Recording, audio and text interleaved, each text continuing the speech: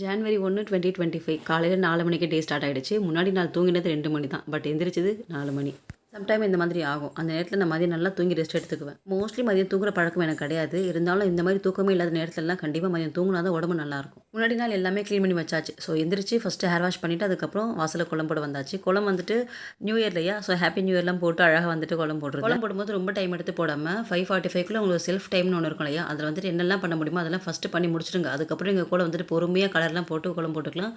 ரொம்ப கொளுத்த டைம் எடுத்து அந்த டைமை வேஸ்ட் பண்ணிடாதீங்க. மெனக்கெட்டு காலையில எந்திரிச்சு எல்லாமே பண்ணிட்டுருக்கோம். அந்த எந்திரிச்சதுக்கான பலன் நம்ம கண்டிப்பா அனுபவிக்கணும் இல்லையா? அதனால தான் சொல்ல வர்றது. வாசல்ல கிச்சன்ல விளக்கேத்திட்டு இயற்கைக்கு உண்டான பிரம்ம முகூர்த்த தீபமும் ஏத்தி முடிச்சாச்சு. விளக்கேத்தி ஹரிபரியா ஓடாம அங்க கொஞ்ச நேரம் நீங்க உட்காரணும். ஒரு 10 நிமிஷம் உட்கார்ந்து நீங்க சாமி கிட்ட பேசினா தான் ஒரு கனெக்டிவிட்டி நமக்கு வரும். தனியா தட்டுல 5 தீபம் தான் ஏத்தணும்னு கிடையாது. நீங்க நார்மலா வீட்ல விளக்கேத்துவீங்க அந்த மாதிரி நீங்க வந்துட்டு அந்த நேரத்துல விளக்கேத்திக்கலாம். சாமி கிட்ட வாய் விட்டு ஏதாவது கேளுங்க. கேட்க முடியல சும்மா அப்படியே உட்காருங்க. அவரே உங்களை ஸ்கேன் பண்ணிடுவாரு. எல்லாருக்கும் என்னுடைய மனமார்ந்த வாழ்த்துக்கள். இந்த புது வருஷம் உங்களுக்கு நல்லபடியா அமையட்டும். அமையும்.